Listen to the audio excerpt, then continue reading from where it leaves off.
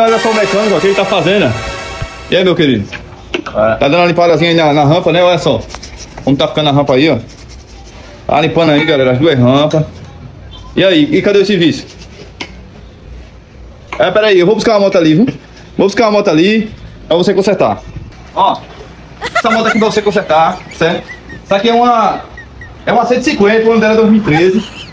E o defeito dela, rapaz, são vários. Essa moto não segura de lenta, tá aqui a chave dela. Deixa eu ligar aqui pra você ver, viu? Olha.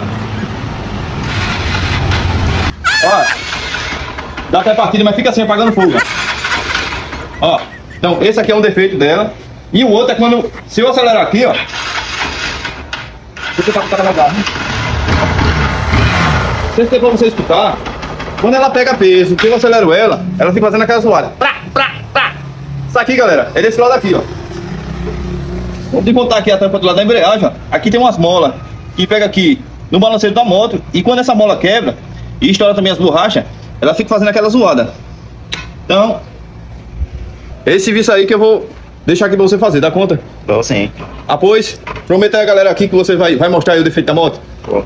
Se o que eu falei é verdade, se a mola realmente está quebrada aqui dentro, ó. Daqui a pouco eu venho filmar, viu? Tá. Quero só ver, ó. A rampa tá ali vazia, já vai usar uma rampa dessa. Vocês vão ver aí, galera, que a gente vai estar postando aí o defeito dessa moto.